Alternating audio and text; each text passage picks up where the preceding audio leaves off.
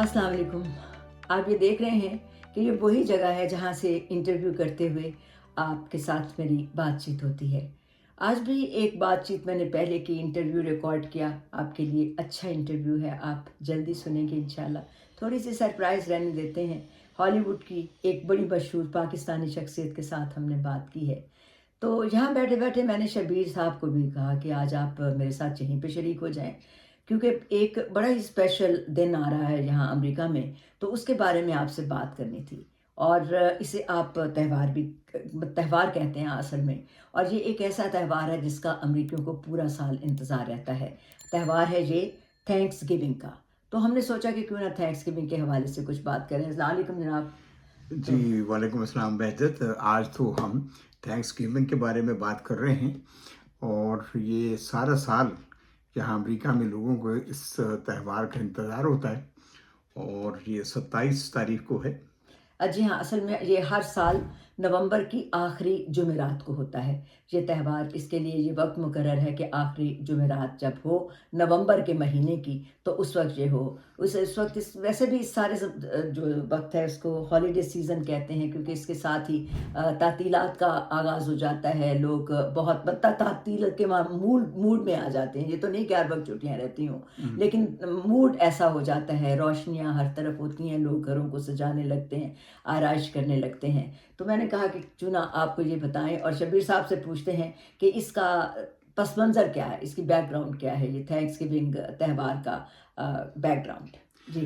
जी बेहजत, असल में बात ये है, ये कोई 400 साल पहले की बात है। 1621 में अच्छा। ये कुछ पिलग्रिम्स जो हैं 52 के करीब एक नई दुनिया में आए थे, जिसे अमेरिका कहते हैं। जी। और वहाँ उस इलाके में ये पहुँचे जो आजकल मैसाचुसेट्स है। अच्छा। और वहाँ जो मकामी लोग थे, हुँ। वो उन्होंने उनको खुशामदीद कहा। ये वो वक़्त था जब यहाँ इंतहाई सर्दी थी और माश के मसाइल थे, उनके ज़राअत के भी मसाइल थे और मायूसी थी हर तरफ, लोग परेशान थे। लेकिन उन्होंने इन पिलग्रिम्स को वेलकम किया और फिर दोनों ने मिलकर यहाँ फसलें उगाईं, मेहनत की, वहाँ काम किया और फसलें जब बहुत अच्छी हुईं, हार्वेस्ट हुआ उनका, तो फिर इन दोनों ने मिलकर, ये कोई 52 पिलग्रिम थे और 90 के करीब मकामी लोग थे, उन्होंने इकट्ठे फिर खाना तैयार किया और सबने मिलकर खाना खाया। और ये तारीखी तौर पर पहला थैंक्सगिविंग था। तो यानी थैंक्सगिविंग का असल पैगाम हम फिर यूँ समझ सकते हैं कि इज़हार तशक्कुर या यौम जी। तशक्कुर, जिस दिन शुक्र अदा किया जाए खुदा की नेमतों का। यही कहना चाहेंगे ना जी, आप? बिल्कुल। इन दोनों ग्रुपों ने, यानी पिलग्रिम्स ने और मकामी लोगों ने, एक दूसरे का शुक्रिया अदा किया और खुदा की नेमतों का भी शुक्र अदा किया कि ये सब ने मिलकर ये काम किया और कामयाबी हुई और लोगों के लिए आसानियाँ पैदा हुईं। और इस तरीके से ये जो खाना है, इकट्ठे मिलकर खाना, इससे एक फैमिली का एहसास हुआ। लोगों में मोहब्बत बढ़ी एक दूसरे के लिए और एक अच्छा मौका था जिसमें सब ने अपने दिल की बातें की। बिल्कुल, ये बात तो सही आप कह रहे हैं कि अब तो ये अब ख़ास तौर पर with the passage of time वक़्त गुज़रता गया, उसके गुज़रान के साथ हुँ, हुँ। इसकी शक्ल भी बदलती चली गई, और अब क्या है कि ये एक फैमिली यूनियन के तौर पर, यानी कि ख़ानदान आपस में मिलते हैं और रिकॉर्ड तादाद में लोग सफ़र करते हैं अमेरिका में, एक जगह से दूसरी जगह जाकर अपने हुँ, अज़ीज़ व हुँ। अक़ारब को मिलने के लिए उनका जाना-आना होता है। हुँ, हुँ। और बाज़ औक़ात तो रिकॉर्ड तोड़ वो होता है कि सड़कों पे बेशुमार हुजूम हो जाता है, क्योंकि लोग हुँ, हुँ। बहुत इधर-उधर आ जा रहे होते हैं। तो और हमारी जहाँ तक पाकिस्तानी कम्युनिटी का ताल्लुक है, ज़ाहिर है कि हम बीसी मुआशरे का एक हिस्सा होते हैं जब कहाँ आकर रहते हैं, तो हमने भी इसे एक फैमिली पार्टी में की शक्ल दे दी है। तो किस तरह से हम पाकिस्तानी भी मनाते हैं इसको, आप यही बात हम शब्बीर साहब से भी पूछते हैं। बहजत, असल में एक बात है जो हम ज़िक्र कर रहे थे अभी, वो जो पिलग्रिम्स के साथ जो मकामी लोगों ने ये थैंक्सगिविंग पहला मनाया था, जी। उसमें उन्होंने गीज़, ये जो है परिंदा, जी। उसको बेक किया था और वो बुनियादी डिश थी उसमें। इसमें अच्छा। और चीज़ें भी थीं, कॉर्न होता है और एप्पल पाई होती है और क्रैनबेरी सॉस होती है, ये सब चीज़ें उन्होंने बनाई। लेकिन रफ्ता-रफ्ता ये बाद में गीज़ की जगह ये टर्की इस्तेमाल होने लगा। अच्छा। और टर्की अब पाकिस्तानी कम्युनिटी जो अमेरिका में आबाद है, वो भी ज़ाहिर है कि ये त्यौहार उसी शौक़ से मनाते हैं। लेकिन आपको मालूम है कि हमारा कोई भी त्यौहार जो है, जी। वो बिरयानी के बगैर मुकम्मल नहीं होता। उसमें सालन भी होना चाहिए, उसमें हमारी अपनी मिठाइयाँ भी होने चाहिए, पकौड़े भी होने चाहिए, समोसे भी होने चाहिए। दुरुस्त। तो ये अब पाकिस्तानी कम्युनिटी का जो थैंक्सगिविंग का जो डिनर होता है, अ, ये एक तरह का ये फ्यूजन डिनर होता है जिसमें पाकिस्तान भी मेज़ पर मौजूद है और अमेरिका भी मेज़ पर मौजूद है। हाँ, ये फैमिली बॉन्डिंग का असल में दिन बन जाता है कि एक दूसरे के साथ ताल्लुक हो जाता है। और हमारी कम्युनिटी के लोग भी ज़ाहिर है कि इस दिन कोशिश करते हैं कि दूसरे लोगों के साथ मिलकर अपने जो यहाँ के उनके मकामी दोस्त अहबाब हैं उनके साथ भी मिलें जुलें। और इसी तरह वैसे शबीर जी, ये बड़ा दिलचस्प बात है कि यहाँ पर लोग बहुत खुलकर मदद करते हैं। आपने देखा होगा कि हज़ारों की तादाद में जो मिकदार में खाने जो हैं वो बांटे जाते हैं रोज़ के रोज़। जी, और यहाँ अमेरिका के मुख्तलिफ इलाकों में बहुत सी ऐसी तंजीमें हैं जो मुफ्त खाने का रोज़ाना इंतज़ाम करती हैं। और इसमें ऐसे लोग जो बेरोज़गार हैं या जिनकी कोई इनकम नहीं है किसी भी किस्म की और उनको खाने की ज़रूरत होती है, तो वो खुद ब खुद वहाँ आते हैं और उनको बाकायदा एक डाइनिंग रूम बना होता है उनका, जिसमें एक बड़ी सी प्लेट में उनको ये सारी चीज़ें जो हैं खाने की, वो बाकायदा पेश की जाती हैं बहुत इज़्ज़त व तकरीम के साथ। बिल्कुल, ये बात सही है। और यहाँ पर जैसा कि हमने पहले भी कहा कि ये दरअसल त्योहार अ, एक आगाज़ हो जाता है जो कि क्रिसमस की तरफ जाने का, यानी और नए साल की तक़रीबात के का आगाज़ भी इसी एक थैंक्सगिविंग के दिन से होता है। जी। जिसके बाद आपने देखा होगा कि बाज़ारों और गलियों में बहुत ज़्यादा रौनक हो जाती है।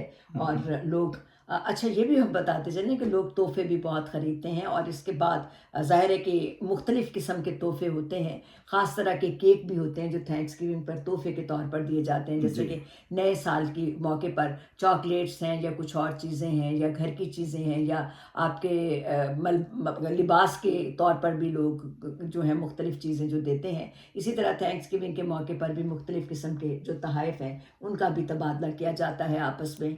और मुख्तलिफ़ ख़ानदानों के दरमियान मिलकर बैठने का ये एक अच्छा मौका है।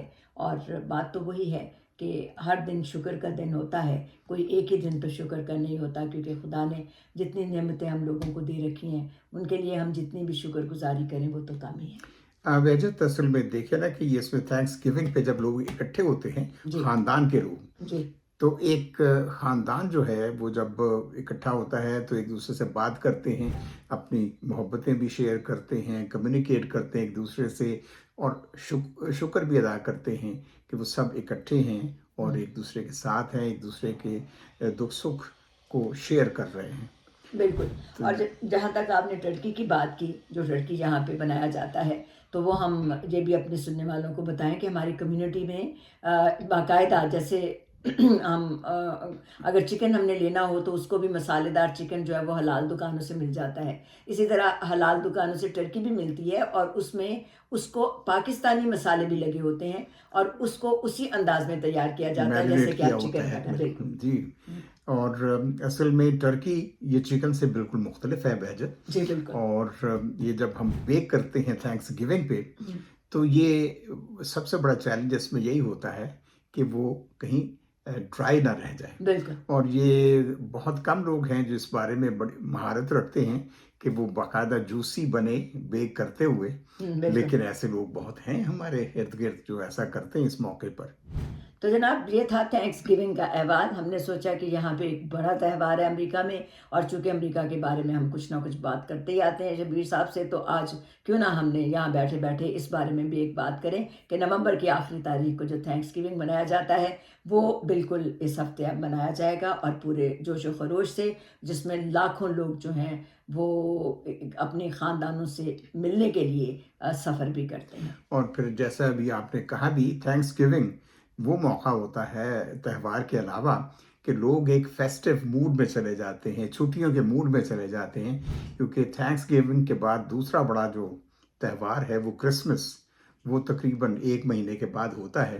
और फिर नए साल की तकरीबात होती हैं और जी। उसकी खुशियाँ मनाई जाती हैं, तो बहुत से लोग जो छुट्टियाँ अपनी जमा करते हैं, वो इन्हीं दिनों में इस्तेमाल करते हैं ताकि ख़ानदान के लोग एक दूसरे के साथ इकट्ठे हो सकें। और इसी तरह त्योहारों का ये आगाज़ जो हो जाता है वो यौम तशक्कुर यानी थैंक्सगिविंग से होता है। और मुझसे आप पूछें तो मैं मेरे लिए तो हर रोज़ ही थैंक्सगिविंग है। थैंक्सगिविंग का दिन है क्योंकि जितनी नेमतें हमें मिल चुकी हैं अब तक और खुदा ने दी हैं, उनके लिए शुक्र जितना भी हम करें वो कम ही रहता है। और इसी तरह अपने लोगों की मोहब्बतों का शुक्रिया, दोस्तों की मोहब्बतों का शुक्रिया, जो आपके साथ चलते हैं उनका शुक्रिया अदा करना, ये सारे का सारी चीज़ें अगर जमा कर ली जाएँ तो लगता है कि हर रोज़ ही थैंक्सगिविंग का दिन है। अल्लाह का बड़ा शुक्र है, बिल्कुल।